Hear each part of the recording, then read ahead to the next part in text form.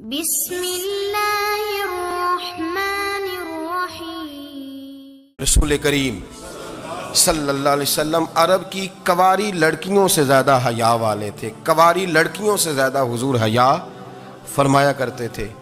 جب خانہ کعبہ کی مکہ شریف میں تعمیر ہو رہی تھی نا، اہل عرب اس کو تعمیر کر رہے تھے، تو نبی پاک صلی اللہ علیہ وسلم اپنے چچا حضرت عباس کے ساتھ خانہ کعبہ کی تعریف میں مصروف تھے۔ تو عرب کے لوگ چونکہ لمبا کرتا پہنتے تھے پیروں تک، تو نیچے اگر کسی وقت کوئی چیز نہیں بھی ہوتی تھی تو کسی کو وہ نظر نہیں آتی تھی، چونکہ پردہ رہتا تھا، ایک لمبا کرتا پہنا ہوا ہوتا تھا۔ تو جب بچے، سرکار کی عمر مبارک بھی ابھی تھوڑی تھی، تو اس طرح بچے جب نکلتے تو وہ کئی دفعہ اپنی تہمت اتار دیتے نیچے سے، اور کوئی مزدوری کرنے لگتے تو 3-4 طے کر کے نا تہمت کی کندھے پہ رکھ لیتے، جس طرح کبھی دیہاتوں میں لوگ کپڑا سر پہ رکھتے تھے کہ اوپر اگر کوئی وزنی چیز رکھیں گے تو وہ تکلیف نہیں دے گی۔ نبی پاک صلی اللہ علیہ وسلم بھی سب لوگوں کے ساتھ خانہ کعبہ کی تعمیر میں شامل تھے۔ تو حضرت عباس رضی اللہ تعالیٰ عنہ نے کہا حضور سے، ابھی اللہ نے نبوت بھی نہیں فرمایا تھا، بھتیجے آپ بھی تہمت اتاریے، یہ صحیح مسلم میں حدیث موجود، اور اس کو کندھے پہ رکھ لیجیے، آپ اینٹیں اٹھا کے لا رہے ہیں تو ذرا آپ کو تکلیف نہیں ہوگی۔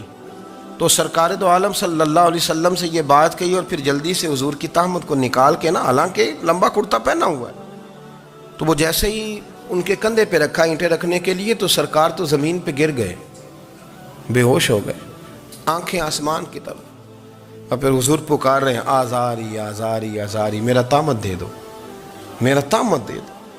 کبھی کوئی شخص اس وجہ سے بھی بے ہوش ہوا ہے کہ میرے وجود سے کپڑا اتر گیا ہے؟ حالانکہ سرکار پر وہ بے ہوشی بھی نبی پاک کا وہ جو غلبہ ہے نا شرم و حیا کا، اس کی وجہ سے ہوا، ورنہ تو حضور فرماتے ہیں کہ میری آنکھیں سو جاتی ہیں، دل تو میرا اس عالم میں بھی جاگتا رہتا ہے۔ تو سرکار زمین پہ تشریف لے آئے، آنکھیں میرا تہمت دے دو، میرا تہمت دے دو، تو جلدی سے انہوں نے تہمت دیا، تو حضور نے باندھ لیا۔ پھر طبیعت مبارک میں تسلی ہوئی، یعنی ہم اس رسول کے غلام ہیں کہ جن کے تو وجود سے کپڑا اتر جائے تو حضور برداشت نہیں کرتے، قبول نہیں فرماتے، تکلیف شروع ہو جاتی۔ لیکن یہاں نوجوان ہیں اور بڑا قد کاٹ ہے اور بڑے بڑے سمجھدار لوگ ہیں، گرمی آتی ہیں تو شارٹ کپڑے پہن کے گھومتے ہیں، ان کو خیال نہیں کہ یہ وہ والا لباس ہے جو باہر تو کیا گھر میں اماں کے سامنے نہیں پہننا چاہیے، بہنوں اور بیٹیوں کے سامنے نہیں پہننا چاہیے۔ آپ کی گفتگو میں شرم و حیا ہو، آپ کے لب و لہجے کے اندر حسن ہو۔ آپ کو پتہ ہے نبی پاک صلی اللہ علیہ وسلم نے فرمایا میری امت میں سب سے زیادہ حیا کرنے والے عثمان غنی ہیں، عثمان غنی سب سے زیادہ حیا کرنے والے۔ آپ فرمایا کرتے تھے جب سے حضور کا چہرہ دیکھا ہے میں نے کبھی اپنی شرمگاہ بھی نہیں دیکھی، میں نے آنکھوں کا وضو نہیں توڑا، اور جب سے حضور کے دست مبارک میں نے بیعت کے لیے سیدھا ہاتھ بڑھایا تو پھر سیدھا ہاتھ میں نے کبھی گندگی کو نہیں لگایا۔ حیا تھی۔ آپ باتھ روم کے اندر بھی غسل فرماتے تھے تو کپڑوں سمیت کرتے تھے۔ کسی نے کہا حضرت جی واش روم کے اندر کیوں نہیں کپڑے اتارتے؟ آپ فرمانے لگے باہر بندوں سے حیا کرتا ہوں، اندر جاتا ہوں تو رب سے حیا آنی شروع ہو جاتی، وہ تو دیکھ رہا ہے نا۔ تو میں جو بات آپ کی خدمت میں عرض کرنا چاہتا ہوں اس کو آپ سمجھیے گا میرے عزیز، کہ شرم والا مزاج، گفتگو بھی شرم والی، آنکھیں بھی شرم والی، لباس بھی شرم والا، دوستی یاری بھی شرم والی، بہت ساری ایسی باتیں۔ دیکھیں نا آپ ذرا، میں نے کہا کہ باتوں کو سن کے گزر نہ جایا کریں، اس کی گہرائی پر غور کریں۔ اور نبی رحمت علیہ السلام کی پہلی بات نہیں بیویوں کی آنکھوں میں آنسو پیدا کر دیے۔ حضور فرمانے لگے سنو، جب کوئی عورت بچہ پیدا کر لیتی ہے تو رب اسے اتنا ہی درجہ دیتا ہے جتنا ایک شہید کو درجہ عطا کرتا ہے، اور فرمایا جب وہ عورت اس کا بچہ آ جاتا ہے، اب وہ رات کو روتا ہے، وہ اٹھتا ہے، پخانہ اور پیشاب کرتا ہے، اپنے وجود کو آلودہ کر لیتا ہے، تو نبی پاک صلی اللہ علیہ وسلم فرمانے لگے وہ عورت یہ فکر نہ کرے کہ وہ دیکھو مرد تو آرام سے سویا ہوا ہے اور میں اٹھ کے بچے کو صاف کر رہی ہوں، پخانہ پیشاب دھو رہی ہوں۔ میرے محبوب نے ہر مرتبہ فکر کو، حضور نے زندگی اس کے ہر شعبے سے تعلق رکھنے والے آدمی کو عزت دی۔ فرمایا بیبیو جب تم رات کو اٹھ کے اپنے بچے کی خدمت کرتی ہو، دودھ ڈال کے دیتی ہو، پخانہ اور پیشاب صاف کرتی ہو، تو فرمایا رب تمہیں اتنا ہی اجر دیتا ہے جتنا ساری رات مصلی پہ کھڑے رہنے والے عبادت گزار کو اجر عطا فرماتا ہے۔ اتنا اللہ تمہیں اجر دیتا ہے. ہر شخص کے حصے میں، ہر شخص کے حصے میں میرے نبی پاک نے عزت لکھی. ہر شخص کے حصے میں رسول پاک نے وقار. رشتوں کو حضور نے اتنا مضبوط کر دیا، اتنا مضبوط کر دیا کہ رشتے رشتے نہیں درد بن گئے. ماں کا نام آتا ہے تو آنکھوں میں آنسو آ جاتے ہیں نا. ماں کا نام آتا ہے تو دل تڑپتا ہے نا. یار یہ انقلاب ہے جو میلاد والے رسول نے برپا کیا. ورنہ حضرت طارق ابن عبداللہ کہتے ہیں میں حضور کے اعلان نبوت سے پہلے بھی مکے آیا تھا. آپ فرماتے میں نے ایک بوڑھی عورت کو، ایک نوجوان کو گلے میں رسی ڈال کے گھسیٹ کے لے جاتے دیکھا تو میں نے اس سے کہا کہ یہ کیا کر رہے ہو، کون ہے یہ بی بی، کیا مسئلہ ہے؟ تو وہ کہنے لگا جی میری اماں ہے، بوڑھی ہو گئی ہے، کسی کام کی نہیں رہی تو بیچنے جا رہا ہوں. چلو کسی کے برتن جب مانجے گی تو میرے تو پاس کچھ نفع آئے گا نا بیچنے. یہ داستانیں نہیں. ابھی بھی جن لوگوں کی طبیعت سخت ہوتی ہے وہ قتل نہیں کر دیتے ماں باپ کو. واقعہ سنے نا آپ نے کہ ابا میرے نام زمین نہیں کر رہا تو مار دیا. جب کلیجے سخت ہوتے ہیں تو کام ہو جاتا ہے. ایک طرف وہ منظر تھا اور ایک طرف یہ منظر ہے کہ حضرت حلیمہ سعدیہ رضی اللہ تعالی عنہ، ان کا نام نہیں ہے حضرت حلیمہ کا مسلم شریف میں، وہ امام زرقانی نے لکھا ہے، ورنہ مسلم میں یہ روایت اپنے اصل انداز میں موجود ہے. حضرت ابو ہریرہ رضی اللہ تعالیٰ عنہ فرماتے ہیں کہ جناب حلیمہ بوڑھی عورت، سادی عورت. اگر آپ کبھی معاشرتی لحاظ سے حضرت حلیمہ کا انداز دیکھیں گے نا، توجہ ہے میری بات پر، سمجھ آ رہی ہے آپ حضرات کو؟ جو ہمارا معاشرتی ماحول ہے نا، معاشرتی ماحول، تو حضرت حلیمہ سعدیہ رضی اللہ تعالیٰ عنہ کی حیثیت آج کے معاشرے میں اگر دیکھی جائے تو ایک آیا، بچوں کو پالنے والی آیا نہیں ہوتی، وہ آیا کی اسکول میں ایک آیا ہوتی ہے. جب بچہ چھوٹے ہمارے پرائیویٹ سکولز میں بچے جاتے ہیں تو عورت سنبھالتی ہے، دودھ ڈال دیتی ہے، کئی دفعہ فیڈر بھی پلا دیتی ہے. بچہ اگر پخانہ پیشاب کرتا ہے تو خدمت کرتی. یہ عورتیں اس زمانے میں چھوٹے بچے لے جاتی، پالا کرتی. تو بتانا دائی کی، آیا کی، میں مثال دے رہا ہوں. اور نرس کی کیا حیثیت ہے معاشرے میں. اور حضرت حلیمہ سعدیہ جب نبی پاک کو واپس لے کے آئی تھی تو چلو کچھ نہیں، لیکن نہ کچھ معاوضہ بھی انہیں حضرت عبد المطلب نے عطا کیا تھا. جناب آمنہ نے انہیں کچھ، ایک معنی یہ بھی ہو سکتا تھا کہ پیسے دے کے یہ کام کرایا، معنی ہو سکتا تھا. آج جو گھر میں اماں برتن دھوتی ہے اس کی کیا حیثیت ہوتی ہے؟ وہ تو بیچاری جن برتنوں کو دھو کے ہمیں دیتی ہے، بعد میں انہی برتنوں میں ہم انہیں کھانا کھانے کی اجازت نہیں دیتے.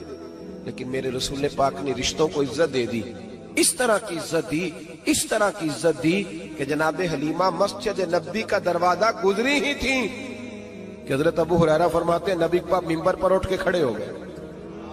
رسول پاک کھڑے ہوئے، نبی پاک. میں کبھی کبھی یہ روایت دیکھتا ہوں تو میرا دل کرتا ہے میں اپنے آپ سے پوچھوں، میرا دل کرتا ہے میں اپنے یاروں دوستوں خطباء سے، واعظین سے، پیروں سے، مشائخ سے پوچھوں کہ تو بھی بتا، جب تو شاگردوں کو پڑھا رہا ہوتا ہے اور تیرے ابا جی آتے ہیں تو کبھی اٹھ کے کھڑا ہوا ہے؟ اپنے جیسے لوگوں سے، اچھے علماء کی بات نہیں کرتا، کبھی سوال کرو. یہ بڑا مشکل کام ہوتا ہے، بڑا مشکل کہ عالم دین تقریر کر رہا، والد آ جائے، بندہ اٹھ کے کھڑا ہو.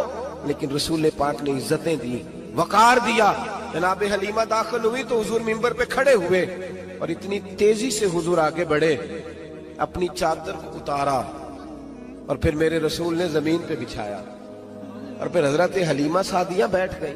اور جناب ابو ہریرہ فرماتے جتنی دیر نبی پاک ان کے سامنے بیٹھے رہے اتحیات کی حالت میں بیٹھے رہے. حضور نے رشتوں کو وہ وقار دیا، وہ حسن دیا کہ رشتے درد بن گئے ہیں. اب ماں کا نام دل میں بعد میں آتا ہے، زبان میں بعد میں آتا ہے، آنسو پہلے آتے ہیں. اب ماں کا رشتہ ایک وقار ہے، ایک حسن. الحاوی للفتاوی میں امام جلال الدین سیوطی رحمت اللہ لکھا ہے فتح مکہ کے بعد نا کمال ہو گیا. وَرَأَيْتَ النَّاسَ يَدْخُلُونَ فِي دِينِ اللَّهِ أَفْوَاجًا، فوجوں کی فوجیں دین میں آ گئی. ایک زمانہ تنہائیوں کا ہوتا ہے، ایک عروج کا ہوتا ہے. عروج کے زمانے میں بڑے تعلق، بڑے رش، بڑی باتیں. اب حال یہ تھا فتح مکہ کے بعد کہ پہلے تو ایک آدھ آدمی کلمہ پڑھتا تھا، فوجوں کی فوجیں آتی. ایک دن نہ نبی پاک نماز پڑھانے آئے مسجد میں. میرے نبی پاک صلی اللہ علیہ وسلم جب مسجد میں آئے تو مسجد کھچا کھچ بھری ہوئی، گلیاں بھی بھری، 10,000 کے قریب لوگ مدینے میں جمع ہیں حضور کے پیچھے نماز پڑھنے کے لیے. پڑھیے صلی اللہ علیہ وسلم. نبی پاک صلی اللہ علیہ وسلم تشریف لائے نا، جیسے ہی مسجد میں داخل ہوئے تو 10,000 کا مجمع اٹھ کے کھڑا ہو گیا. ہمارے لیے لوگ کھڑے ہوتے ہیں تو ہماری آنکھیں پرنم نہیں ہوتی، بلکہ ہم اپنا حق سمجھتے ہیں. ہم کہتے ہیں ان کا بنتا ہے کھڑے ہونا، حالانکہ بھائی دنیا سب کے لیے کھڑی نہیں ہوتی. جب کوئی کھڑا ہونا تو نظر جھک جانی چاہیے اور تیرے دل میں خیال آنا چاہیے کہ یا اللہ مجھ پہ رحم ہی رکھنا، اے اللہ میری پردہ پوشی کرنا، یا اللہ یہ تیری دی ہوئی عزت ہے، مہربانی کر خفیہ تدبیر سے محفوظ فرما. کہ ہمیں احساس نہیں ہوتا الا ماشاءاللہ. اللہ کے محبوب داخل ہوئے تو 10,000 کا مجمع کھڑا ہو گیا. 10,000 آدمی کھڑا ہو تو ایک کیف بنتا ہے. تو میرے جیسا آدمی تو ویسکوٹ سیدھی کرنے لگ جاتا ہے نا کہ بڑی شان ہے جناب، کالر ٹھیک کر لو، دستار سیدھی کر لو، کیا بات. اتنے لوگ بھی کبھی کسی کے گاڑی کے پیچھے بھاگے. لیکن نبی پاک کا انداز کیا تھا؟ رسول پاک کی آنکھوں میں آنسو آ گئے. 10,000 آدمی کھڑا ہوا، حضور رو پڑے اور اتنا روئے کہ جناب ابو ہریرہ رضی اللہ تعالیٰ عنہ فرماتے ہیں کہ میں نے نبی پاک کے سینے سے آواز نکلتی دیکھی. جب آدمی زیادہ روتا ہے تو سینے سے آواز آتی. حضور روئے کہ سینے سے آواز آئی. آپ فرماتے ہیں پھر حضور نے آنسو پوچھے، پھر نماز مکمل ہوئی. جب لوگ چلے گئے تو حضرت ابو بکر صدیق اٹھ کے قریب گئے، کہا یا رسول اللہ صلی اللہ علیہ وسلم آج کوئی وجہ نہیں تھی رونے کی، آپ آئے ہیں اور رونا شروع کر دیا. تو میرے محبوب فرمانے لگے آج جب میں نے اپنی وہ شانیں دیکھی، وہ مقام دیکھا تو مجھے اپنی اماں کی یاد آ گئی. ماں کی یاد، رشتوں کو وہ عزت دی، وہ وقار دیا، وہ حسن دیا. کہاں نماز کے لیے لوگوں کا کھڑا ہونا اور کہاں اماں کی بات چھیڑ دینا. میرے حبیب فرمانے لگے مجھے اپنی اماں آمنہ کی بات یاد آئی. میری ماں نے تو وہ دور دیکھا تھا جب وجود پہ کپڑے بھی پورے نہیں تھے، دل کرتا تھا آج اماں موجود ہوتی، میں نماز پڑھانے آتا، اللہ اکبر کہہ کے نیت باندھتا، سبحانک اللہ کے بعد سورہ فاتحہ پڑھتا اور سورہ فاتحہ مکمل پڑھ لیتا کہ میری اماں آمنہ کو کوئی کام یاد آتا. وہ پردہ سرکا کے کہتی بیٹا محمد میری بات تو سننا. تو محبوب فرماتے اللہ کی عزت کی قسم میں نماز چھوڑ دیتا، پہلے ماں کی بات سن کے آتا. میں چھوڑ دیتا نماز.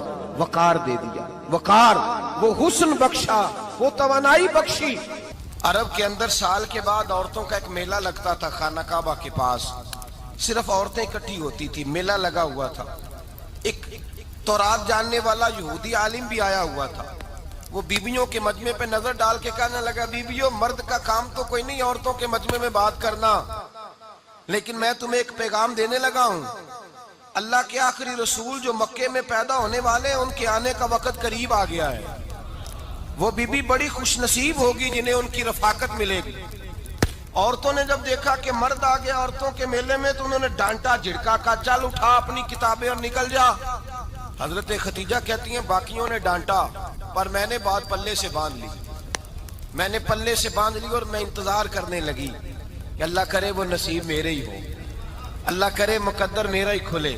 آپ فرماتی میں تسبیح پڑھتی، درود پڑھتی. میں اس زمانے میں جو اللہ کا ذکر جس طرح ہوتا تھا وہ میں شروع کرتی اور جب فارغ ہوتی تو میں التجا کرتی کہ اللہ میرے نصیبے کھول دے. کہتی ہیں آہستہ آہستہ آہستہ آہستہ میں حضور کی تعریف سننے لگی. آہستہ آہستہ تعریف سننے لگی. نبی پاک صادق ہیں، امین ہیں، سچے ہیں، دیانتدار ہیں. اس برے اور میلے معاشرے میں بھی وہ سب سے اعلیٰ بھی ہیں اور سب سے اجلے بھی ہیں، وہ سب سے پاکیزہ ہیں. میں سننے لگی تعارف. آہستہ آہستہ میں ان کی گرویدہ ہونے لگی. ادھر نبی پاک صلی اللہ علیہ وسلم اپنے چچا جناب ابو طالب کے پاس رہتے تھے. قحط آ گیا، حالات بگڑ گئے. حضور سید عالم صلی اللہ تعالی علیہ وسلم سے چچا کہنے لگے بیٹے اگر مال تجارت لے کے شام جاؤ تو بڑا نفع کماؤ گے، ہمیں ضرورت بھی ہے، اور اگر ہو سکے تو ختیجہ کا مال لے کے جاؤ. نبی پاک نے کہا چچا میں نہیں کہوں گا کسی سے جا کے، میں نہیں کہتا کسی سے جا کے، جو میرے نصیب میں ہوگا میرا رب خود عطا فرمائے گا، میں نہیں کہوں گا. مصطفیٰ نے تو نہیں کہا. حضرت ختیجہ رضی اللہ تعالیٰ عنہ کہتی ہے میں نے خود اپنی خادمہ کو بھیجا. میں نے کہا جا کے پوچھو تو صحیح کہ میرا مال قبول ہوتا بھی ہے کہ نہیں، پوچھو. نبی پاک صلی اللہ علیہ وسلم سے پوچھا. حضرت ختیجہ کی خواہش ہے کہ آپ مال لے کے جائیں. حضور نے قبول کر لیا. جناب ختیجۃ الکبریٰ رضی اللہ تعالیٰ عنہ کے غلام تھے، میسرہ ان کا نام تھا. جناب ختیجہ نے ان کو ساتھ بھیجا. فرمایا ایک 3 باتیں ارشاد فرمائی. ایک تو فرمایا سارا رستہ غور سے دیکھنا میرے نبی کے ساتھ کیا معاملات درپیش ہوتے ہیں. ابھی اعلان نبوت نہیں کیا. فرمایا ذرا غور کرنا، میرے مصطفیٰ کا مطالعہ کرنا اور مجھے واپس آ کے سبق سنانا. وہ جو تم نے چہرہ بددعا کی تلاوت کی ہو ذرا مجھے واپس آ کے سنانا. جنہاں نے دل پر جانی ڈٹھا ہو اکھیاں ہی تک لیاں، تو ملے ہوں تے ساجن ملیا ہوں ناسا لگ پئیاں. ذرا جا کے نا تلاوت کرنا اور مجھے اور دوسرا فرمایا تم میرے غلام ہو تو مصطفیٰ کے بھی غلام بن کے رہنا. میں سنتی ہوں کہ کردار کے، افکار کے، نظریات کے، عظمت کے بلند و بالا، وہ جیسے کہیں ویسے کرنا. اور تیسری حضرت خدیجہ نے نصیحت فرمائی. فرمایا محمد ابن عبداللہ صلی اللہ علیہ وسلم کی رائے سے اختلاف نہ کرنا. یہ چلتے ہوئے معاہدہ کیا، جو وہ کہہ دے سو کر جانا.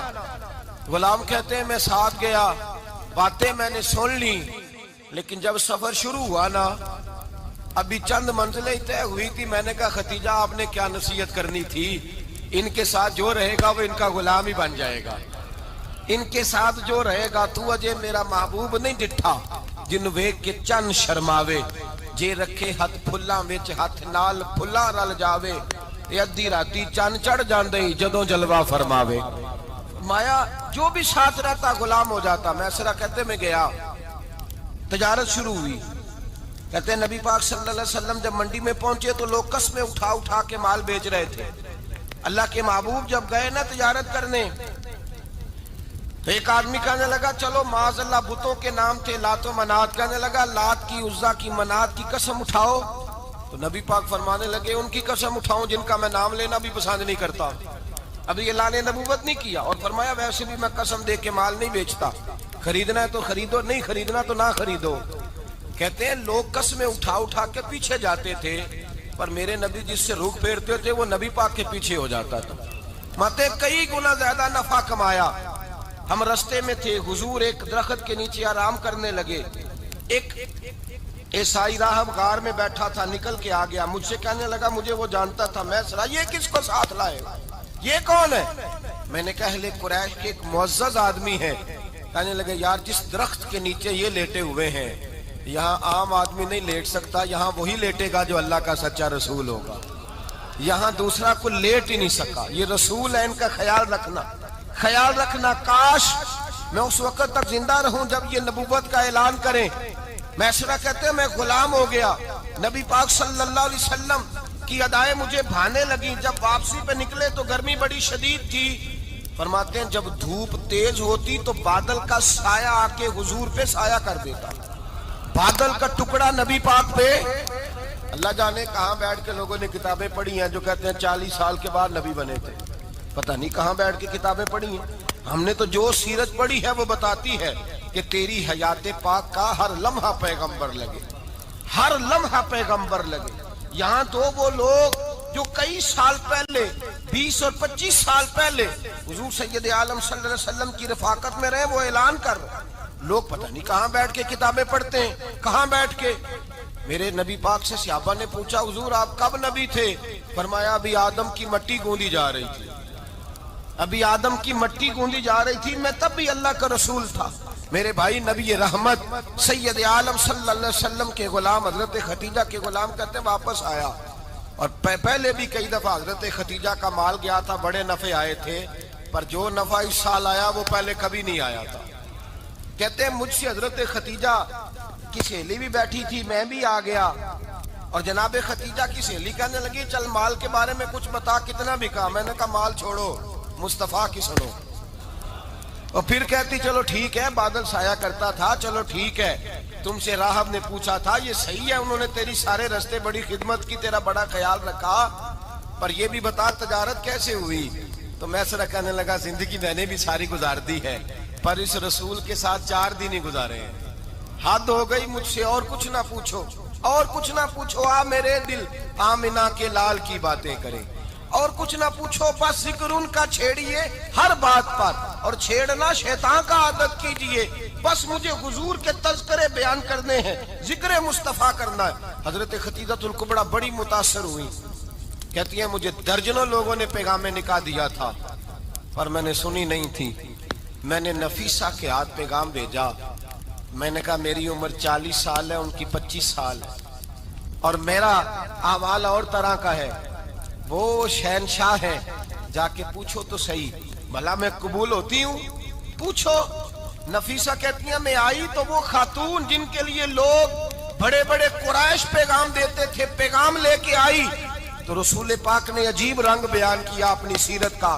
جب میں پہنچی میں نے کہا خدیجہ نکاح کرنا چاہتی ہیں؟ نفیسہ کہتی ہیں میرا خیال تھا کہ کوئی اور ہوتا تو کرسی سے اٹھ کھڑا ہوگا، فوراً کہے گا اچھا جلدی کرو بات کرو۔ جب میں نے آ کے کہا نا حضور خدیجہ نکاح کرنا چاہتی ہے، تو نبی پاک نے میری طرف دیکھا، فرمایا وہ کہتی ہیں کہ تم کہتی ہو؟ کہا وہ کہتی ہیں۔ تو حضور نے فرمایا ٹھہر جاؤ، میں اپنے چچا سے پوچھ کے بتاؤں گا، میں مشورہ کروں گا، میں پوچھ کے بتاؤں گا۔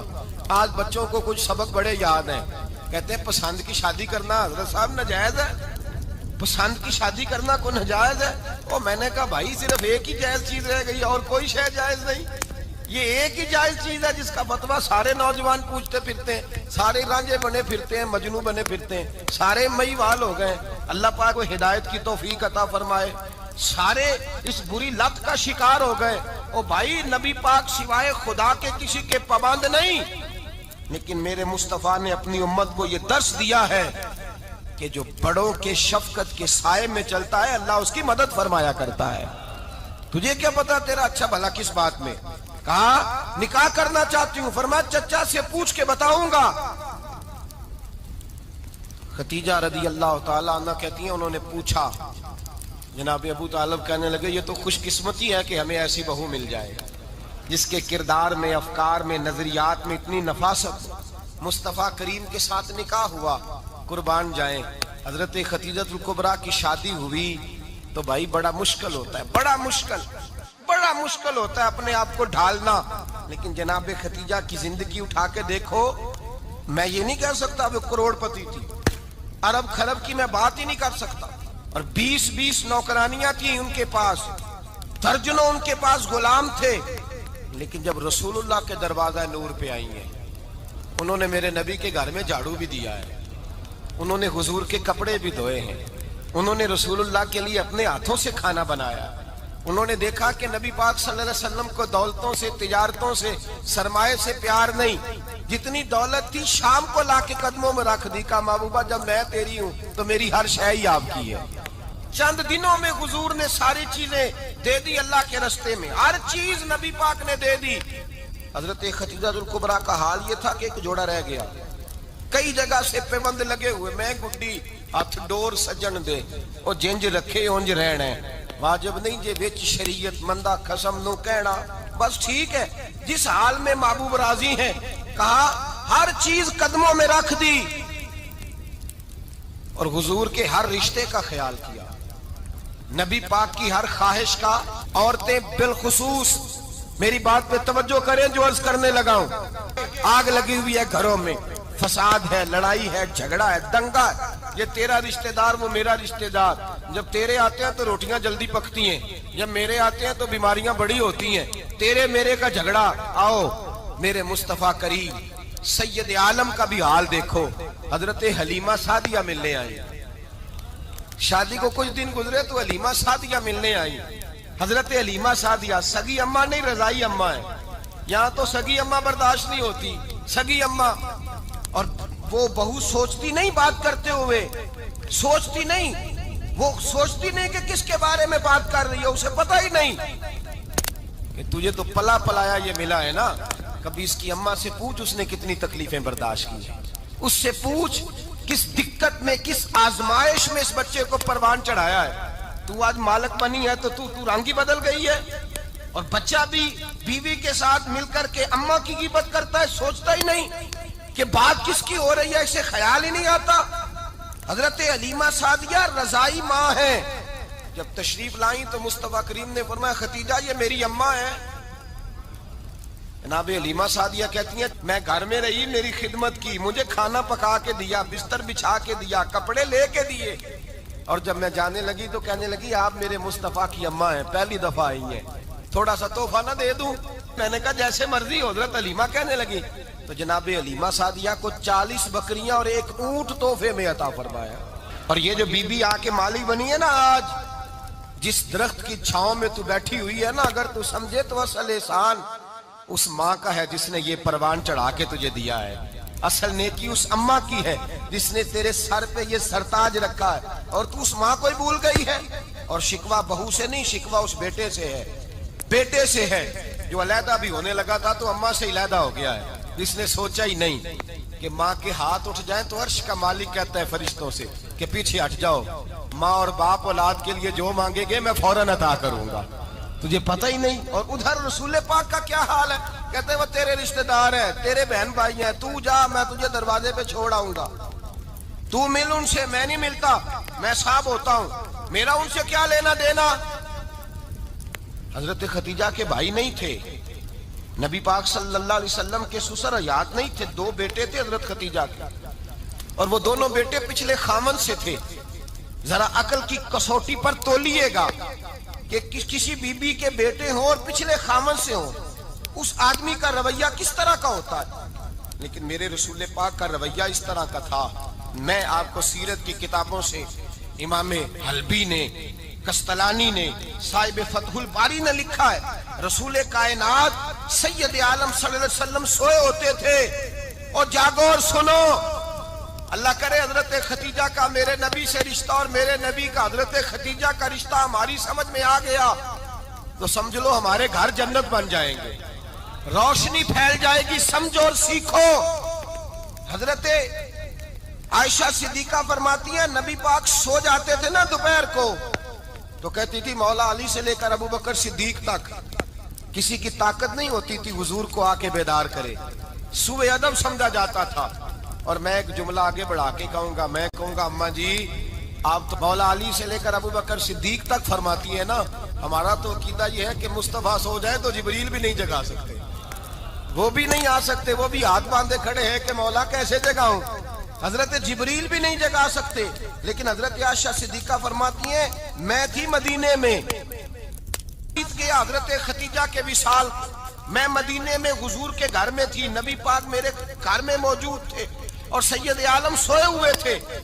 حضرت خدیجہ کے پچھلے خامند کے بیٹے جناب حالہ آ گئے اور وہ مسجد میں آ کے بولے، مسجد میں توجہ کرنا، مسجد میں بولے، انہوں نے مسجد میں آ کے پوچھا کہ نبی پاک کہاں ہے؟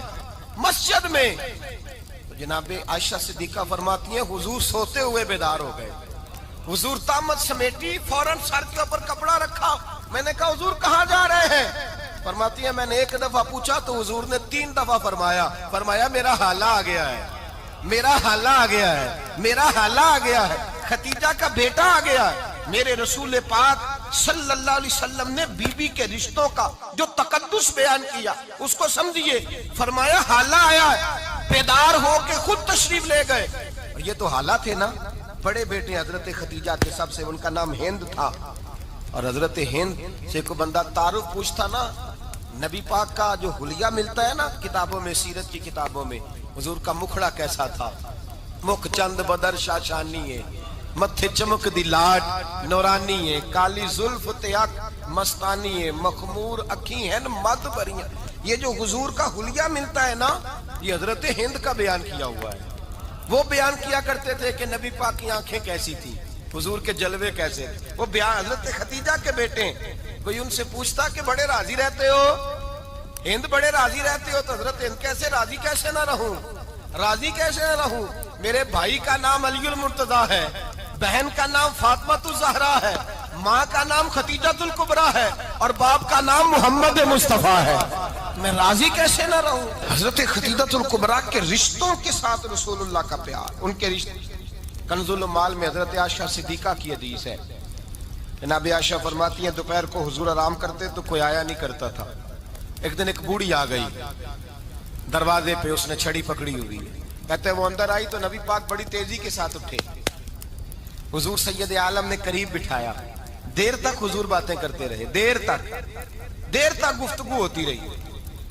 فرماتے ہیں حضور نے اسے کوئی اضافی وقت دیا، عام صحابہ اس وقت آتے نہیں تھے، حضور کے آرام کا وقت تھا، اضافی وقت دیا نبی پاک نے.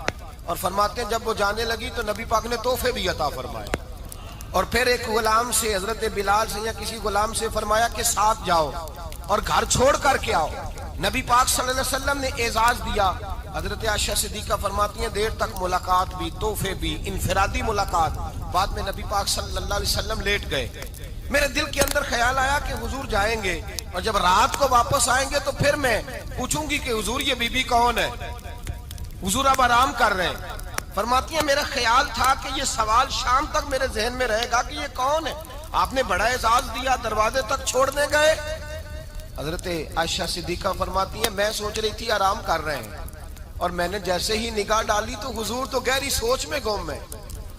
نبی پاک سوچوں میں گم ہے اور بے آنکھیں کھلی ہوئی. فرماتی ہے میں قریب جا کے بیٹھی، قدموں پہ ہاتھ رکھا. میں نے کہا محبوبہ یہ بی بی کون تھی؟ اتنی دیر آپ نے ملاقات کی اور وہ چلی گئی ہے تو ابھی خیالات ہیں، تصورات ہیں. فرماتی ہے میں نے پوچھا تو مصطفیٰ کی آنکھوں میں آنسو آ گئے. نبی پاک رو دیے، اٹھ کے بیٹھ گئے. میں نے کہا حضور کیا ہوا؟ میں نے تو آپ کو پریشان کر دیا، میں معذرت چاہتی ہوں. حضور نے فرمایا عائشہ ایسی کوئی بات نہیں. اس بی بی کے بارے میں پوچھتی ہو جسے میں نے زیادہ عزت دی ہے، زیادہ پیار کیا ہے، ذرا زیادہ اس کے ساتھ میں نے توجہ کی ہے.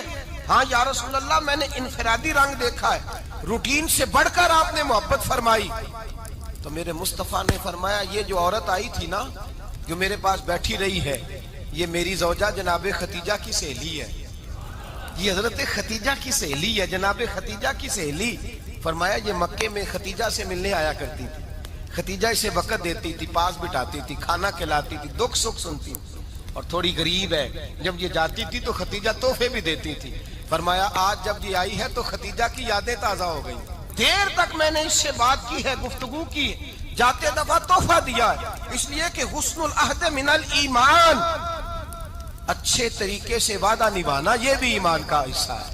اچھے طریقے سے عہد نبھانا، تعلقات نبھانا یہ بھی ایمان کا حصہ ہے. حضرت ختیجہ کی سہیلیوں سے رسول اللہ صلی اللہ علیہ وسلم کا رشتہ. پہلی وحی نازل ہوئی نبی پاک پر. اب حضور جب ابتدائے وحی کے ایام آئے تو حضرت ختیجہ فرماتی ہیں رسول پاک غار حرا میں چلے جاتے، کئی کے دن وہاں رہتے. پہلی وحی آئی تو قرآن مجید کی تاثیر یہ ہے کہ لو انزلنا ھذا القرآن علی جبل لرأیتہ خاشعا متصدعا من خشیۃ اللہ. فرمایا اگر میں پہاڑوں پہ نازل کروں قرآن کو تو وہ بھی میرے خوف سے ریزہ ریزہ ہو جائے. اتنی تاثیر ہے. جب حضور کے قلب اطہر پر آیا تو نبی پاک کامتے ہوئے گھر آئے. زملونی زملونی، مجھے چادر اڑاؤ چادر اڑاؤ.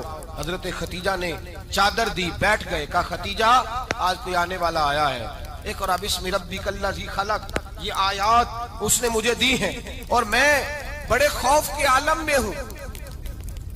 حضرت ختیجہ کے لفظ بڑے حسین ہیں. جناب ختیجہ الکبریٰ رضی اللہ تعالیٰ عنہ کیا فرماتی ہیں؟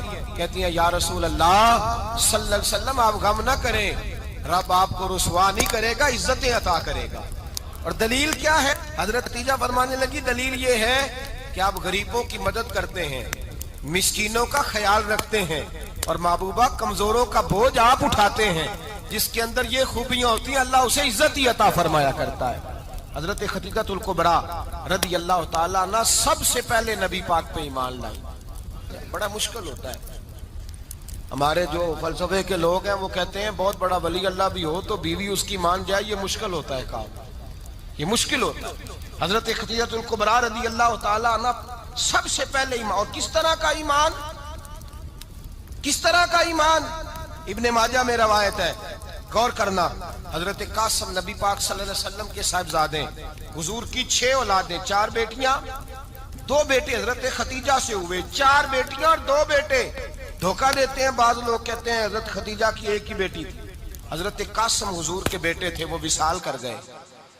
حضرت ختیجہ ابھی دودھ پلاتی تھی کہ شہزادے پردہ کر گئے. ایک دن گھر میں بیٹھی ہوئی تھی تو کہنے لگی یا رسول اللہ صلی اللہ علیہ وسلم میرے بیٹے قاسم کے حصے کا دودھ میرے وجود میں بھر آیا ہے، کاش میرا رب اتنا موقع دیتا کہ میرا بیٹا مدت رضاعت ہی پوری کر لیتا، وہ دودھ پی لیتا. نبی پاک نے فرمایا ختیجہ تو غم نہ کر، اللہ تبارک و تعالیٰ نے تیرے بیٹے کی مدت رضاعت جنت میں پوری کر دی ہے، جنت میں پوری کر دی ہے. اور نبی پاک نے اپنا اختیار بیان فرمایا ابن ماجہ میں. رسول پاک نے فرمایا اگر تو کہے تو میں یہاں بیٹھے بیٹھے تجھے تیرے بیٹے کی آواز سناؤں. عرض کروں رب کی بارگاہ میں ابھی تجھے سناؤں تیرے بیٹے کی بات، ابھی وہ جنت میں بولے، لطف نہیں آیا آپ کو اس بات کا؟ میں ابھی سناؤں تجھے بات، سیاستہ کی روایت، ابھی سناؤں تیرا بیٹا بولے گا جنت میں، آواز یہاں مکے میں آئے گی، سناؤں؟ بڑے لوگ کرامت دیکھنا چاہتے ہیں، معجزہ دیکھنا چاہتے ہیں، کہتے ہیں جی میں تو وہ دیکھ کے آؤں گا، کہا سناؤں؟ حضرت خدیجہ کا ایمان دیکھیں، کہنے لگی محبوبہ مجھے سننے کی کیا ضرورت ہے، میں خدا کو بھی مانتی ہوں، محمد مصطفیٰ کو بھی مانتی ہوں، میں بن دیکھے ہی مانتی ہوں، مجھے سننے کی ضرورت آپ نے کہہ دیا تو سو ہو گیا، مجھے حاجت حضور کہہ رہے ہیں اگر تو کہے تو دعا کروں، التجا کروں، ابھی آواز اللہ سنا دے، ابھی سناؤں؟ حضرت خدیجہ کہتی ہے نہیں حضور میں بن دیکھے ہی، میں ان لوگوں میں سے نہیں ہوں جو پہلے دیکھ داکھ کے آئیں، پلٹ کے آئیں، دیکھ کے سودا کریں، میں تو ان لوگوں میں سے ہوں جو بن دیکھے مانا کرتے ہیں، یؤمنون بالغیب کی قائل، رسول اللہ صلی اللہ علیہ وسلم پہ ایمان لائی، اور پھر نبی پاک صلی اللہ علیہ وسلم نے جیسا کہا حضرت خدیجہ نے ویسا کیا۔ اور حضرت عائشہ کی روایت ایسی بھی ملتی ہے، جناب عائشہ سے کسی نے پوچھا تھا کسی نے جنت کی نعمتیں بھی کھائی ہیں؟ تو حضرت عائشہ کہنے لگی ہاں، ایک دفعہ نبی پاک نے جنت کے انگوروں کا خوشہ توڑ کے حضرت خدیجہ کو کھلائے تھے، وہ انگور وہاں سے توڑ کے جناب خدیجہ کو حضور نے انگور کھلائے تھے۔ نبی پاک صلی اللہ تعالی علیہ وسلم پر ایمان لائی، ہر موقع پر حضور کا ساتھ دیا، تکلیفیں دیکھیں، آزمائشیں دیکھیں۔ حضرت خدیجہ کا جو وقت حضور کے ساتھ گزرا ہے نا، وہ سارا آزمائشوں کا وقت ہے۔ 15 سال شادی کو ہوئے تو نبی پاک نے اعلان نبوت کیا، باقی کے 10 سال 25 سال کی رفاقت رہی، سخت مسئلہ تھا، کفار کی مخالفت، بہت زیادہ مال تھا، پھر غربت آئی، پورا مکہ سلوٹ کرتا تھا، پھر وہ سارا شہر مخالفت کرنے لگا، حضرت خدیجہ الکبریٰ ڈٹ کے رسول اللہ کا ساتھ دیتی، ہر موقع پر کسی جگہ شکوہ نہیں کیا۔ یہاں عورتیں بول پڑتی ہیں، کہتی ہیں جب سے تیرے گھر آئی ہوں سکھ نہیں دیکھا، جب سے یہاں آئی ہوں کچھ نہیں دیکھا، جب سے یہاں آئی ہوں بڑی آزمائش میں ہوں۔ حضرت خدیجہ الکبریٰ مال لے کے آئی، لیکن انہوں نے دیکھا کہ مصطفیٰ کو غریبی پسند ہے تو غریب ہو گئی، جیم جان دا کچھ وسا نہیں ہوں، جان یار نو دے تے شاد ہو جا، اسے دل دے ہیں فساد سارے، دل در بر نو دے تے آزاد ہو جا، دیو رکھے آباد تے رو وسدا تے جدو کرے برباد ہو جا۔ کہا یا رسول اللہ جس بات میں آپ راضی ہیں میں بھی اسی بات میں راضی ہوں۔ جناب خدیجہ رضی اللہ تعالیٰ عنہ مکمل وقت رسول اللہ کا ساتھ دیا، شیب ابی طالب کے 3 سال قید میں گزارے۔ جس عورت نے ساری زندگی مال دیکھا ہو، اعلیٰ سے اعلیٰ کھانا کھایا ہو، بڑے گھر میں وقت گزارا ہو، قیدی ہو کے وقت گزارا، اور آپ اگرچہ قریش میں سے تھی لیکن جس شاخ سے حضور تھے بنو ہاشم اس میں سے نہیں تھی آپ۔ حضرت خدیجہ رضی اللہ تعالی عنہا یہ کہہ سکتی تھی کہ یہ بائیکاٹ جو 3 سال مکے والوں نے کیا اور ایک چھوٹی سی وادی میں قید کر دیا ہے بنو ہاشم کو، تو یہ میرا بائیکاٹ نہیں ہے۔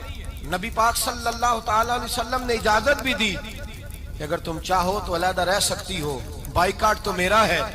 لیکن حضرت خدیجہ نے کہا نہیں، تیرے قدموں میں رہوں، غیر کی ٹھوکر پہ نہ ڈال، جھڑکیاں کھاؤں کہاں چھوڑ کے صدقہ تیرا، اور تیرے قدموں میں جو ہے وہ غیر کا منہ کیا دیکھے، کون نظروں پہ چڑھے دیکھ کے تلوا تیرا۔ کہ حضور میں نے نہیں جانا، 3 سال پتے کھا کے وقت گزارا، 3 سال پانی پی کے وقت گزارا۔ آپ فرماتی ہیں کئی راتیں ایسی بھی گزری جن میں خدیجہ نے کھایا ہی کچھ نہیں، وقت گزار دیا، زندگی گزار دی، 3 سال ایک لمحے کے لیے شکایت نہیں کی۔ او بھائی ایسی وفادار ماں کا تو روز ذکر ہونا چاہیے۔ ایسی اعلیٰ حضرت فرماتے ہیں حق گزارے رفاقت پہ لاکھوں سلام، حق گزارے رفاقت پہ۔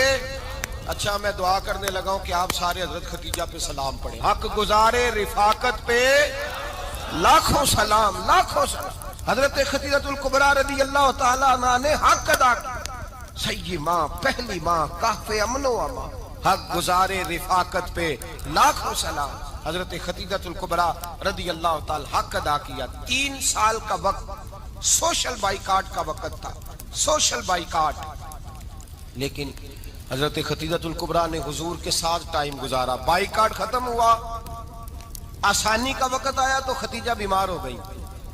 ام المومنین سیدنا خدیجہ رضی اللہ تعالیٰ عنہ علیل ہوئی، علالت شدید ہوئی تو نبی پاک آ کے سرانے بیٹھے، قربان جاؤں آج لوگ اتنی نوکری نہیں کرتے جتنا احسان جتلاتے ہیں، کہتے ہیں وہ فلاں مولوی صاحب کو روٹی میں دیا کرتا تھا، وہ فلاں آدمی کے ساتھ اس کو تو آگے پہنچایا ہی میں نے۔ کریڈٹ پکڑ پکڑ کے لوگ اپنے کھاتے میں ڈالنے کے چکر میں ہوتے ہیں، لوگ اس قدر زیادہ پیار نہیں کرتے جتنا جتلاتے ہیں۔ حضرت خدیجہ الکبریٰ نے سکھایا ہے انداز امت کو کہ وفا کیا ہوتی ہے۔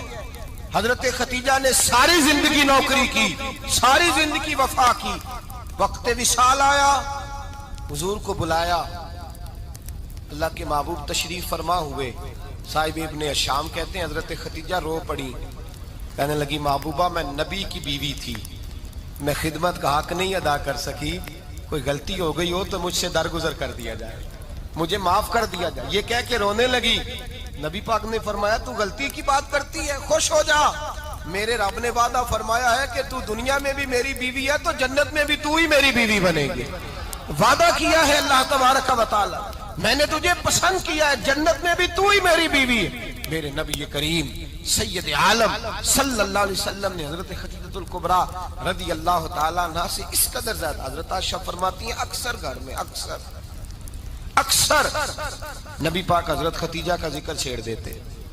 یہاں تو آدمی بہن کا ذکر نہیں نہ کر سکتا بیوی کے سامنے، اماں کا ذکر نہیں کر سکتا، معاملہ خراب ہو جاتا، بڑا مشکل ہو جاتا، مشکل ہے۔